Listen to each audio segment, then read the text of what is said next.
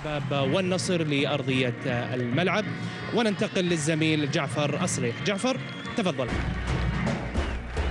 عقارب الساعة على الساعة 9 مساء هنا في الرياض وهناك في جدة، ومباراة الاتحاد ومباراة التعاون ومباراة الاتحاد بالتوفيق إن شاء الله مع ركلة. هذا رباعي خط الدفاع، عبد الرحمن الخيبري الاسمندي، عبد المجيد الصليهم، بينما كرة طويلة لكن عدت إلى خارج أرضية الملعب. 50 مباراة على مستوى الدوري السعودي مع نادي الفتح ومع نادي خارج الملعب. ركلة زاوية، لعبة سريعة، محاولة أدريان حصلها، خطيرة، عرضية، لا زالت خطيرة، اتخلصت من الاسمندي، تصويبة إلى خارج أرضية مهما كانت خارج الحسابات، مهما كانت خارج أنظار كل المتابعين في شاشة قنوات MBC برو سبورتس، لأن الحدث الأكبر هذا المساء هو تتويج الراقي، تتويج الإمبراطور تجمع بالنادي الأهلي الذي يتقدم في هذه اللحظة على نادي الفتح في مباراة تتويج البطل. في محاولة برور من الأول ما المحاولة،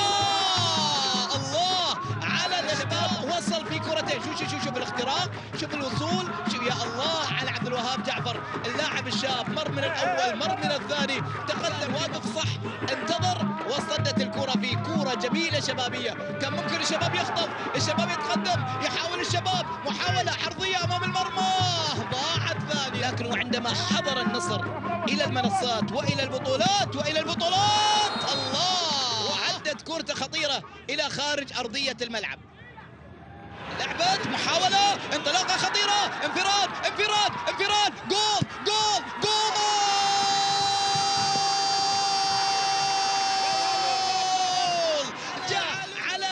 في المجريات الماضية. عيد مرة ثانية يخطي ويجيب العيد، وأمام رافينيا ما كان أناني، هو من سجل، رافينيا هو اللي سجلها، رافينيا فقط باليد على الكرات العرضية. لا غير راية حسين عبد الغني، لعب الكرة خطيرة أمام المرمى، خطيرة، عوض تقدم في المحاولة داخل منطقة الجزاء، هذه خطيرة للنصر. لا خلاص قلت خطورتها. ليه قلت خطورتها؟ لأن خلاص صار فيها كرة إلى خارج أرضية الملعب. هذه الكرة العرضية اللي كانت من أدريان،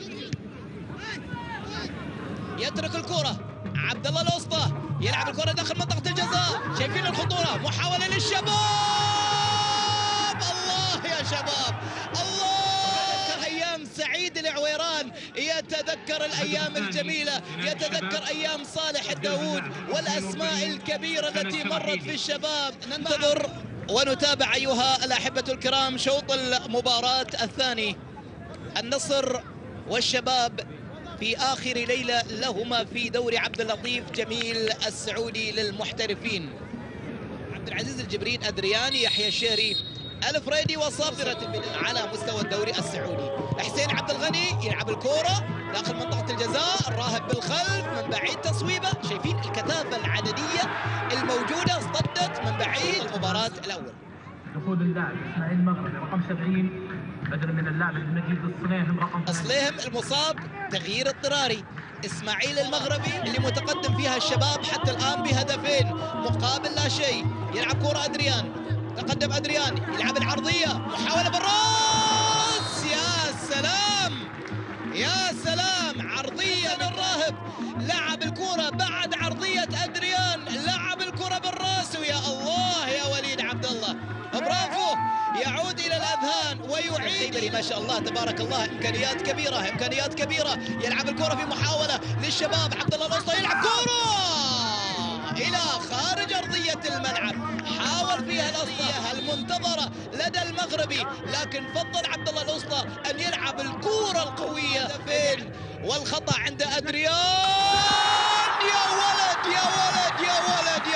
يا أدريان، وضعها في الزاوية الصعبة، حرك الجماهير النصراوية التي بات عليها وواضح عليها كان الإحباط، لكن أدريان لعب كرة صعبة على وليد عبد الله في الزاوية البعيدة، وبالتالي هدف جميل ورائع للنصر، يعود ويقرب المسافة. عبد الرحمن العبيد لاعب نادي القادسية، هذه كرة منقولة، محاولة وانطلق رافينيا، أخذ كرة، تقدم البيشي، عبد العزيز يحاول تصويبة جميلة من البيشي، ووصلت إلى يد متعب شراحيلي، وبعد تصويبه رائعة للغاية.